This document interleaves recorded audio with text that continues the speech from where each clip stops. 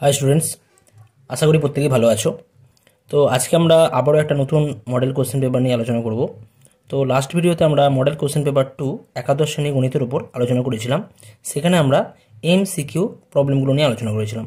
তো আজকের ভিডিওতে আমরা মডেল কোশ্চেন পেপার 2 এর যে ভিএসএ টাইপ যে কোশ্চেনগুলো আছে সেই সমস্ত প্রশ্নের সমাধান নিয়ে আজকে আলোচনা করা হবে।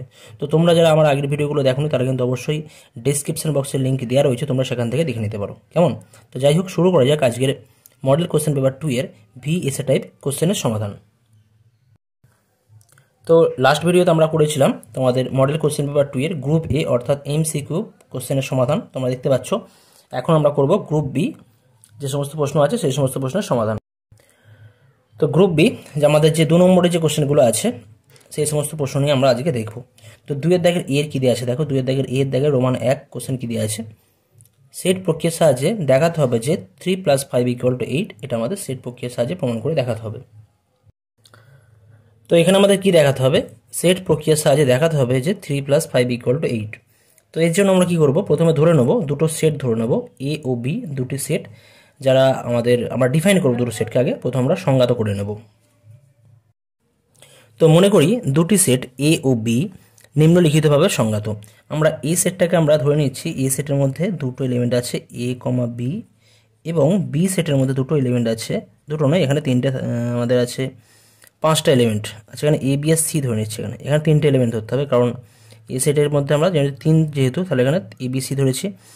আর বি সেটের মধ্যে আমাদের আরও 5টা এলিমেন্ট আছে, x1, x2, x3, x4, x5, 5টা এলিমেন্ট আছে।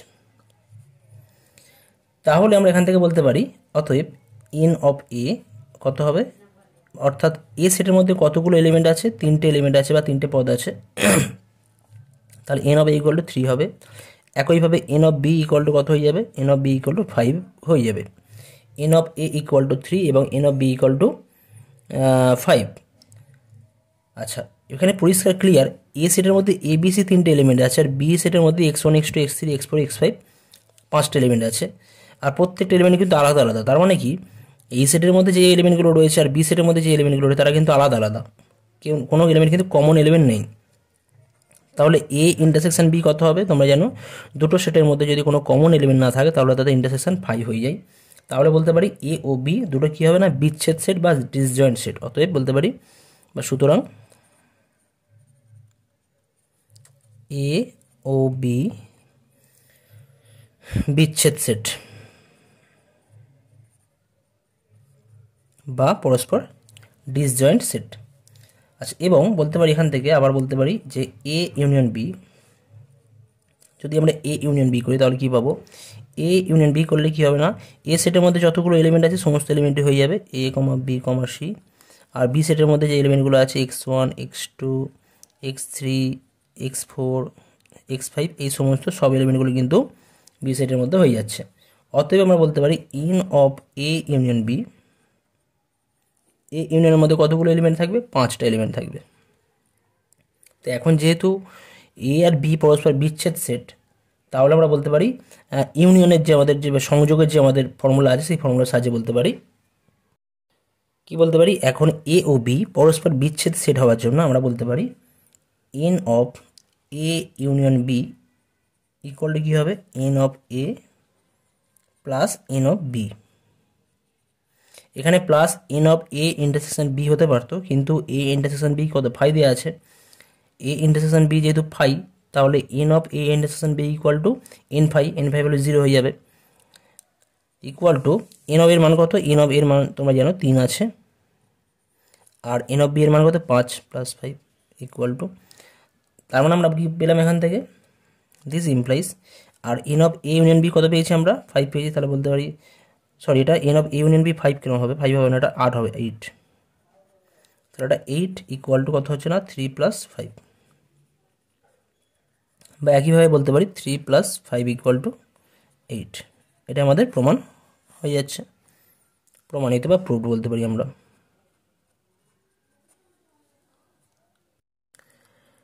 নেক্সট আসছি কোশ্চেন নাম্বার রোমান 2 কি দেওয়া আছে দেখো, এ একটা সেট দেওয়া রয়েছে, এ সেটের মধ্যে 4টি এলিমেন্ট আছে 2, 5, 7, 10। এ সেটের ওপর একটি সম্বন্ধ আর প্রদত্ত রূপে সংজ্ঞাত। কীভাবে সংজ্ঞাত আছে না, A R Y if and only if বলা আছে এক্স কংগ্রুয়েন্স টু ওয়াই হবে মডিউলো 5 ক্রমযুগলের সেট রূপে আর কে প্রকাশ করতে বলছে। এখানে আর কে প্রকাশ করতে হবে। তো এখানে আমাদের সেট এ দেওয়া রয়েছে। এ সেটের মধ্যে 4টি এলিমেন্ট আছে 2, 5, 7, 10 এবং এই এ সেটের উপর একটা রিলেশন ডিফাইন করে দেওয়া রয়েছে। আর রিলেশন কেমন না, এক্স আর ওয়াই মানে এক্স ওয়াই ক্রমযুগল বা অর্ডার পেয়ার এই আর সেটের মধ্যে আর রিলেশন বা আর সম্বন্ধের মধ্যে থাকবে কখন, যদি x congruence to y modulo 5। X congruence to y modulo 5 এই কথার অর্থ কি? এই কথার অর্থ হচ্ছে x minus y is divisible by 5। X minus y 5 দ্বারা বিভাজ্য হবে। এক্স মাইনাস ওয়াই 5 দ্বারা আমরা ভাগ করতে পারবো। এক্স মাইনাস ওয়াইকে আমরা 5 দ্বারা ভাগ করতে পারবো। কেমন? তো এখানে পরিষ্কার দেখো, যদি আমরা নিই 2 minus 2 equal to 0 and 0 is divisible by 5, তার মানে বলতে পারি 2, 2 belongs to R হবে relation. 5 minus 5 equal to 0 divisible 5 divided by 5, তাহলে এটাও কিন্তু আমাদের বলতে পারি 5, 5 belongs to R। একইভাবে 7 minus 7 equal to 0 is divisible by 5, তাহলে 7, 7 belongs to R। R 10 minus 10 করলে কত পাবো? 0 পাবো। 0 is divisible by 5, তাহলে বলতে পারি 10, 10 belongs to R। আবার যদি আরেকটু ভালো করে দেখি আমরা, 2 থেকে 5 বাদ দিলে 3 হবে। 3 তো 5 দ্বারা ডিভিজিবল হয় না, কিন্তু আমরা যদি 2 থেকে 7 বাদ দিই 2 minus 7 করলে কত হবে? -5। -5 ইজ ডিভিজিবল বাই 5। -5কে আমরা 5 দ্বারা ভাগ করতে পারি। তাহলে আমরা কি বলতে পারি? 2, 7 ইজ বিলংস টু ওই সেট আর এর মধ্যে থাকবে। একইভাবে 7 minus 2 করলে কত পাবো? 7 minus 2 করলে 5 পাবো। আর 5 ইজ ডিভিজিবল বাই 5, তাহলে বলতে পারি 7, 2ও কিন্তু বিলংস টু আর থাকবে। আবার একইভাবে যদি আমরা 2 এর সাথে 10 দেখি, 2 এর সাথে 2 থেকে 10 বাদ দিলে আমরা পাবো -8, বা 10 থেকে 2 বাদ দিলে 8 পাবো। 8 কিন্তু 5 দ্বারা ডিভিজিবল নয়, তাহলে আমরা 2 এর সাথে 10 নিয়ে কিছু করতে পারবো না। 5 এর সাথে 7 দেখলে 5 minus 7 করলে পাবো আমরা -2। -2 ইজ নট ডিভিজিবল বাই 5, তাহলে 5 আর 7 বা 7 বা 5 কিন্তু আর রিলেশনের মধ্যে থাকবে না। কিন্তু 5 minus 10 করলে আমরা কি পাবো? 5 minus 10 করলে পাবো আমরা -5। তো -5 ডিভাইডেড বাই 5 বা ডিভিজিবল বাই 5, তাহলে বলতে পারি আমরা 5, 10 বিলংস টু আর হবে। একইভাবে 10 minus 5 করলে আমরা পাবো 5 অ্যান্ড 5 ইজ ডিভিজিবল বাই 5, তাহলে আমরা বলতে পারি 10, 5 বিলংস টু আর। আর তো কোনো এলিমেন্ট আর আছে বলে আমার মনে হয় না। ঠিক আছে, তাহলে বলতে পারছি এই যে আর রিলেশনকে ওরা এক্সপ্রেস করতে বলেছে এই ক্রমযুগল আকারে। তাহলে কি লিখবো? অতএব আর রিলেশনটা হয়ে যাবে আর রিলেশন ইকুয়াল টু এই এলিমেন্টগুলো লিখে দেবো আমরা 2, 2, 5, 5, 7, 7, 10, 10, 2, 7, 7, 2, 5, 10 অ্যান্ড 10, 5। তাহলে কিন্তু আমরা এইভাবে আমরা এই আর রিলেশনকে বা আর সম্বন্ধকে আমরা কিন্তু ক্রমযুগল আকারে প্রকাশ করতে পারলাম। নেক্সট আসছি তোমাদের ত্রিকোণমিতি থেকে যে কোশ্চেন আছে রোমান 3, যদি tan 25 degree equal to x হয় তবে দেখাতে হবে যে tan 155 degree minus tan 115 degree divide by 1 plus tan 155 degree tan 15 degree equal to 1 minus x square by 2x, এর মধ্যে প্রমাণ করে দেখাতে হবে। তো এখানে আমাদের কি দেখাতে হবে? রোমান 3 যে কোশ্চেনটা আছে tan 25 ডিগ্রি সমান এক্স হলে তাহলে এত এর ভ্যালু দেখাতে হবে 1 minus x square by 2x আমরা দেখাবো। তো যাই হোক, তো এখান থেকে আমরা ডাইরেক্ট ফর্মুলা ফেলতে পারি। তোমরা একটা ফর্মুলা জানো, tan a minus tan b by 1 plus tan a tan b হলে কি হতে হয়ে যায়? tan a মাইনাস b এর formula. tan a minus b এর ফর্মুলা ছিল tan a minus tan b divide by 1 plus tan a tan b। তো এখানে আমরা সেই ফর্মুলা অ্যাপ্লাই করবো ডাইরেক্ট। তাহলে কত হবে? tan a মানে 155 ডিগ্রি মাইনাস b মানে হচ্ছে 115 ডিগ্রি, তাহলে এটা কত হবে? এটা হয়ে যাবে আমাদের tan 40 degree, right? tan 40 degree আমাদের হয়ে যাচ্ছে এখানে। tan 40কে আমরা কি লিখতে পারি? tan কে আমরা লিখতে পারি cot 50 ডিগ্রি লিখতে পারি, তাই না? পুরো কোণে যে ফর্মুলা আছে 40 = 90 মাইনাস 50 করতে পারি, তাহলে আমাদের এটা ফার্স্ট কোয়াড্রেন্টে ট্যানটা চেঞ্জ হয়ে গিয়ে কট হয়ে যাবে, কট 50 ডিগ্রি। আর কট 50 মানে কি লিখবো আমরা, cos 50 by cos 50 degree by sine 50 degree. আচ্ছা, এখন তোমরা কস টু থিটার ফর্মুলা জানো। কস টু থিটার ফর্মুলা কী হয়, cos square theta minus sine square theta, বা কস থিটার formula cos square theta by 2 minus sine square theta by 2। Cos থিটার ফর্মুলা হচ্ছে আমাদের cos square theta by 2 minus sine square theta by 2। তো সেই ফর্মুলা আমরা এখানে অ্যাপ্লাই করলে পাবো কস স্কোয়ার থিটা বাই 2 মানে 25 degree minus sine square theta by 2 মানে সাইন স্কোয়ার 25 ডিগ্রি হবে। ওকে, কস টু থিটা যে ফর্মুলা ছিল, টু থিটার জায়গায় থিটা হলো, ওটা থিটা বাই 2 হয়ে যায়। নিচে কত হবে, sine two theta formula 2 sine theta cos theta, তার মানে এখানে 2 ইন্টু 25 ডিগ্রি হবে, তার মানে এখানে তাহলে হবে 2 সাইন থিটা, থিটা মানে 25 ডিগ্রি আর কস 25 ডিগ্রি। এখন লব ও হরকে নিউমিনেটর আর ডিনোমিনেটরকে যদি আমরা কস স্কোয়ার 25 দিয়ে ভাগ করি তাহলে কী পাবো, কস স্কোয়ার 25 দিয়ে ভাগ করলে এটা পাওয়া যাবে 1 মাইনাস ট্যান স্কোয়ার 25 ডিগ্রি হয়ে যাবে। মানে লব ও হরকে আমরা কস স্কোয়ার 25 ডিগ্রি দিয়ে ভাগ করছি, ভাগ করলে এটা 1 মাইনাস ট্যান স্কোয়ার 25 আর নিচে হয়ে যাবে 2 কস কস ক্যান্সেল হয়ে গিয়ে পড়ে থাকবে ট্যান 25 ডিগ্রি। ঠিক আছে। আচ্ছা, এখন 1 মাইনাস ট্যান স্কোয়ার 25 ডিগ্রি দেওয়া আছে আমাদের, এক্স দেওয়া আছে, তাহলে স্কোয়ার হলে 1 মাইনাস এক্স স্কোয়ার হবে, আর নিচে জাস্ট 2x পড়ে থাকছে। তো এটা আমাদের প্রুভ করতে বলা হয়েছিল, এটা আমাদের প্রমাণ করে ফেললাম, তাহলে এটা আমাদের প্রমাণিত হয়ে যাচ্ছে, প্রুভড। নেক্সট আসছি কোশ্চেন নাম্বার রোমান 4। রোমান 4 কী দিয়ে আছে দেখো, sine a by 3 equal to sine b by 3 equal to sine c by 4 হলে দেখাতে হবে যে কস c এর ভ্যালু হয়ে যাচ্ছে 1/9। তো এখানে আমাদের কি দেওয়া আছে, sine a by 3 equal to sine b by 3 equal to sine c by 4 হলে দেখাতে হবে যে কস c ইকুয়াল 1/9। তো এটা তোমাদের যে ত্রিভুজের ধর্মাবলী যে তোমাদের চ্যাপ্টার আছে ত্রিকোণমিতির টপিকের ওপর, তো সেখানে একটা ফর্মুলা আছে যে সাইন তোমাদের a by sine a equal to b by sine b equal to c by sine c, যেখানে small a small b small c হয় আমাদের বাহুগুলো, ত্রিভুজের যে বাহুগুলো আছে তাদের দৈর্ঘ্য, আর a capital b capital c হচ্ছে আমাদের কোণের দৈর্ঘ্য। তো যদি সেইভাবে সাজাতে পারি, এখান থেকে আমরা এটাকে এইভাবে সাজাতে পারি 3 বাই সাইন a, জাস্ট প্রত্যেকটা রেসিপিকে আমরা রেসিপ্রোকাল করা যায়, করলে একটা রেসিপ্রোকাল করলে বাকিগুলোকে যদি আমরা রেসিপ্রোকাল করি তাহলে এটা একই থাকবে, 3 by sine b equal to 4 by sine c। তাহলে এই যে রেশিও পাচ্ছি, এই রেশিওকে এতকে a by sine a equal to b by sine b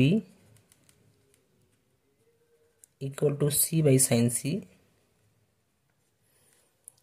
এর সাথে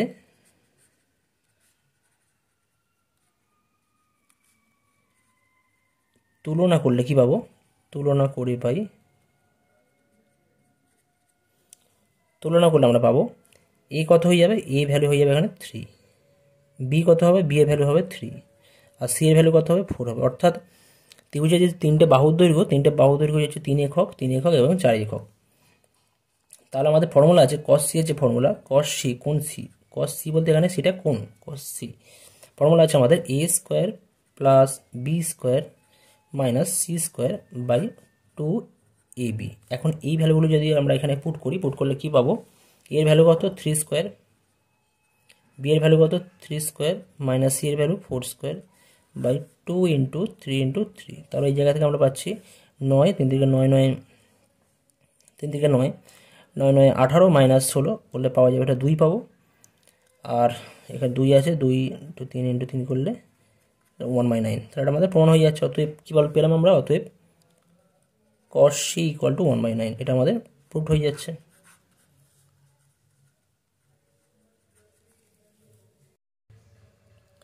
নেক্সট আসছি আমরা কোশ্চেন নাম্বার বি এর দাগের, 2 এর দাগে যে বি আছে, বি এর দাগের রোমান 1, বি এর দাগের রোমান 1 কি দেওয়া আছে দেখো, যদি 1 plus iota 1 plus 2 iota 1 plus 3 iota continue term আছে অনেকগুলো, 1 plus n iota equal to x plus i what y হয়, আয়োটা ওয়াই হয়, তবে দেখাতে হবে যে 2 into 5 into 10 into dot dot 1 plus n স্কোয়ারের মান কত হবে আমাদের নির্ণয় করতে হবে।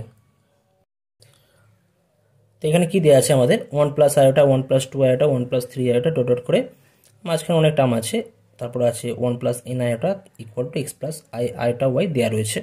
তো আমাদের বার করতে হবে 2 into 5 into 10 into dot dot 1 plus n স্কোয়ারের মান কত হবে সেটা নির্ণয় করতে হবে। তো তার জন্য আমরা কী করবো, প্রথমে এর বোথ সাইড উভয় পক্ষে মডুলাস নিয়ে নেব, উভয় পক্ষে আমরা মডুলাস নিয়ে কাজ করব।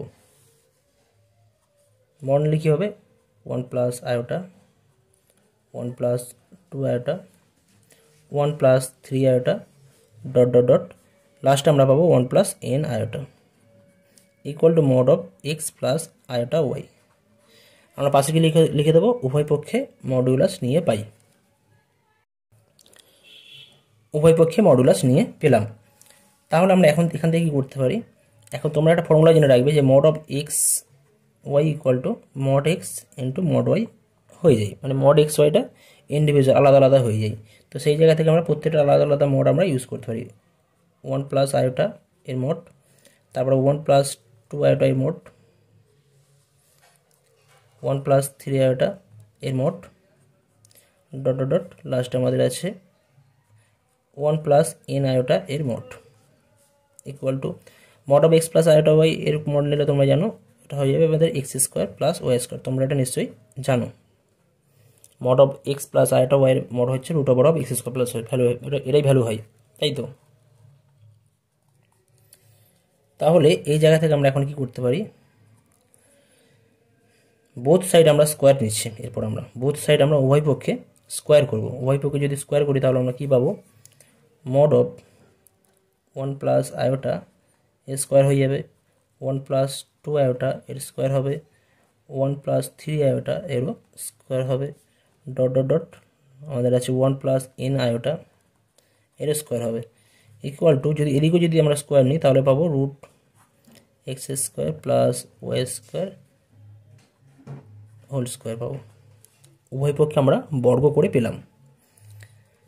1 প্লাস আয়োটার মড নিলে কত হয়, root over of 1 square plus 1 square, root over of 1 square plus 1 square whole square হবে। এটা কত হবে, root over of 1 square plus 2 square এত হোল স্কোয়ার হবে। এটা হবে root over of 1 square plus 3 square whole square dot dot dot এখানে হবে 1 root over of 1 square plus n square এর হোল স্কোয়ার ইকুয়াল টু ডান দিকে কত পড়ে থাকবে, রাইট হ্যান্ড সাইডে জাস্ট আমাদের x square plus y square পড়ে থাকছে এই টার্মটা।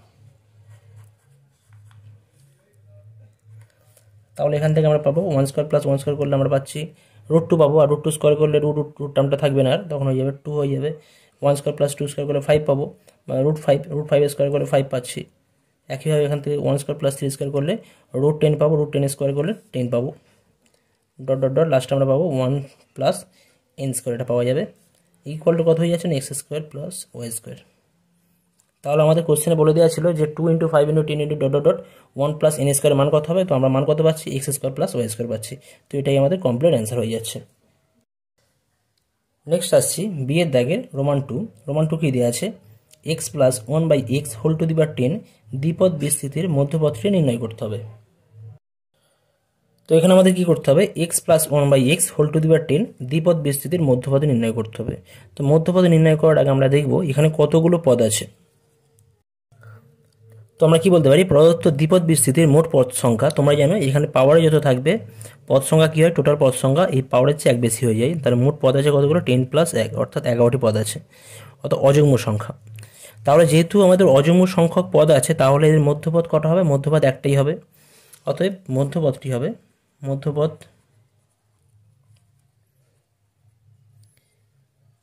একটি হবে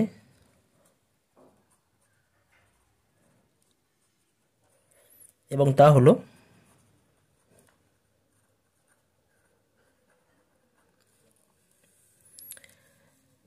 আমাদের 11 প্লাস 1/2 ইকুয়াল টু 12/2 6তম পদ। তার আমাদের 6তম পদ হচ্ছে মধ্যপদ। অথবা আমরা এখন এই x plus 1 by x whole to the power 10 এর ষষ্ঠ পদ বা 6তম পদ বার করবো। অতএব নির্ণয় মধ্যপদ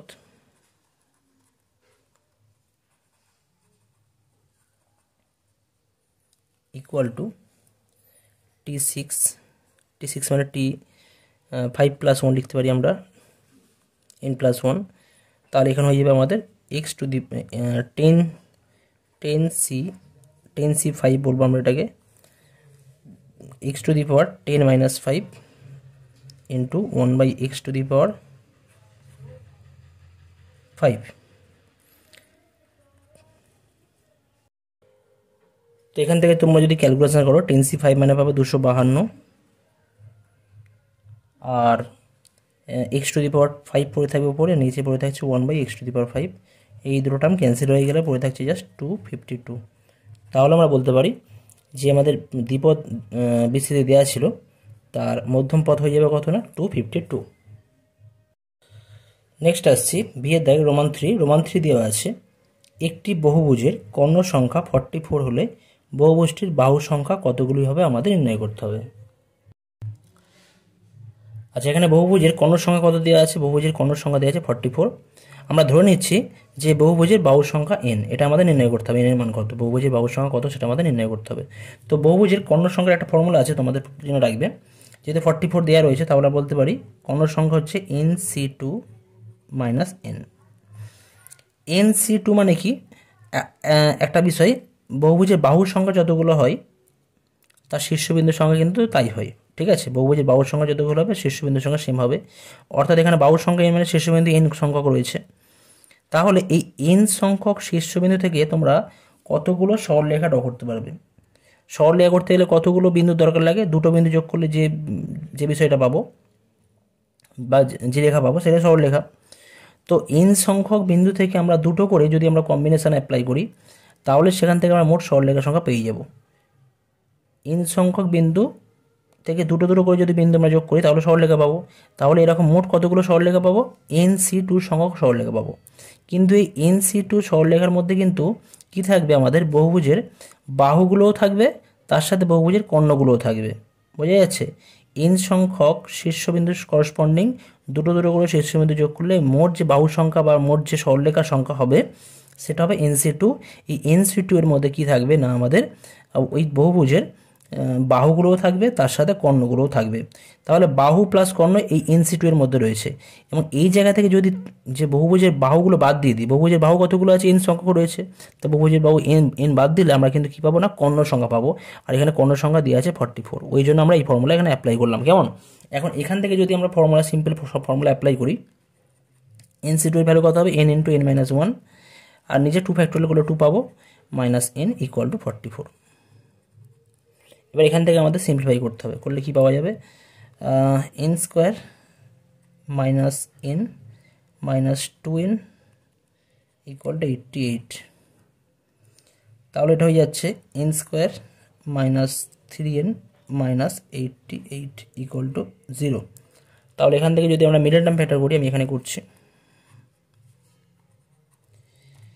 n² মাইনাস এটা 11n, 8 88 হয়, প্লাস 8n মাইনাস 88 = 0।